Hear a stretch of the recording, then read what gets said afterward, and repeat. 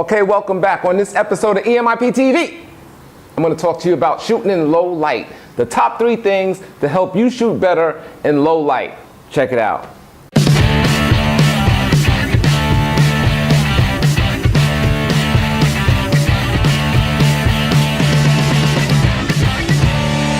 I like that in the beginning. On this episode of EMTV TV, I wish I could talk that fast in real life. Well, anyway, I want to talk to you about the top 3 things to help you shoot better in low light. The things that you need to help you get the shoot that you want when the light is low. Okay, so here we go. Number 3, when the light is low, well, what do? Flash. Get a flash. My go-to flash is the SB800. The light's low, pop this on, boom, you got your light, right? A flash like this can shoot out to like 25 feet, so if your subject is way out there, you can illuminate them with a flash like this. Now, I already did a video on which flash I like, and my go-to flash is the SB800. I prefer this over the 900, the 910, and the 700, the 600, and all that. I do have a 600, a 700, and the SB800. If I were to buy another one, it'd be another one of these. Okay, number 2. What do you do if you can't shoot in low light? The thing that will help you shoot better in low light is your lens. Now, what you want to get is a fast lens. You want a fixed aperture of at least 2.8 or better. Okay, you don't want a variable aperture like the kit lenses, the 3.5 to 5.6. Get 2.8 or better. So you can get 2.8, 1.8, 1.4, and the lower that number goes, the better ability to shoot in low light. Also, the lower that number goes, the more money you're going to be coming out of your pocket. So f2.8 is expensive, but it still is affordable. Now, this is my 50 millimeter 1.8 prime lens. This is relatively cheap. I think this cost me a little over $100. I think I got it off of eBay, if I remember. And to get started to shoot in low light, you could pick yourself up one of these, or you can even get the 35 1.8, or you can get the 50 1.4, which is even better than this. Okay, so when you have a fast lens, what you want to do is open up the aperture. Open up that aperture all the way. I don't know if you can see that, but the aperture is opened up all the way. And you know what that's doing? That's letting all that light hit the sensor in one blast, pow!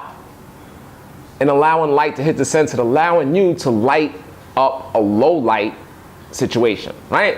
Okay, so that's 3. That's number 2. So number 3, we talked about the flash. Number 2, fast lens, 2.8 or better. Okay, no variable apertures, and that will help you shoot in low light. Okay, number 1, what is the best thing you could do to help you shoot in low light?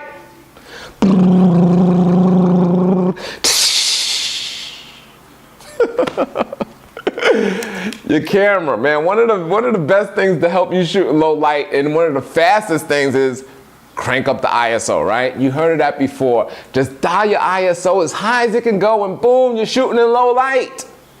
But every camera can't do that. Every camera can't. You just can't raise the ISO, because what you're doing when you raise the ISO, that's giving it a higher number. You're bringing the noise into the picture. Some cameras are just unacceptable with ISOs higher than 3200 and 6400. Some you can't go that high. So what you need to do, and it's kind of an expensive fix, is get yourself a camera that can shoot with high ISOs. Now, a quick way to know which camera to do it, right off the top of the head, if you want to know if your camera can shoot in high, if you're buying a camera and you want to know if it can shoot high ISO, if your camera is costing you about $2,000, that camera has the ability to shoot with a high ISO and low light. If your camera is costing you $3,000, $4,000, that camera is excellent in low light. Now, that's just something to go by with the guide with price and numbers, but that's not really how you tell. How you tell is you try it. So just buy the camera. Well, first of all, do your reviews, buy the camera, take some test shots. Go out and take some test shots. Most stores let you do a 30-day return policy or whatever. So buy it, take some test shots, load up those images in Lightroom and see if you like them. Zoom in on those babies and make sure it's acceptable to you. Go out somewhere and shoot in low light. Turn up your ISO, start at 800. Every camera can probably do 800.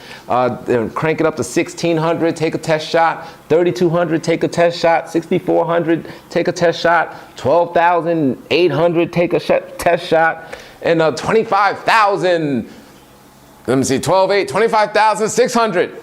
Now, if your camera can shoot that high, that's great.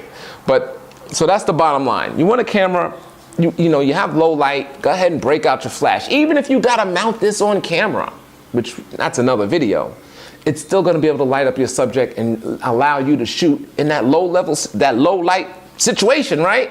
But just make sure you are allowed to shoot flash wherever you are, because usually when it's low light, they want it low lights for a reason, right? So don't just kind of just break out your flash and start firing it. You're gonna be blinding people all over the place, right? And probably asked to leave. Okay, number 2, to not get asked to leave, to not be blinding people with your flash, get yourself a fast lens 2.8 or better.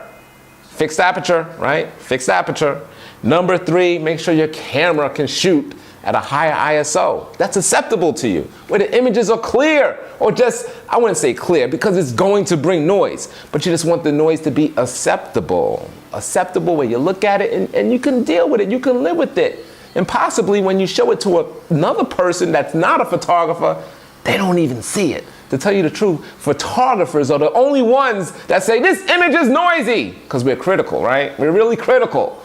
Regular shoot people, you know, casual shooters that's loaded on Facebook, all of those people, they don't see noise. No, they don't see it. So don't get too concerned about the noise, depending on who you're trying to deliver the pictures to. You know, you deliver it to a client, yeah, you probably want no noise. If they don't know about noise, don't worry about it.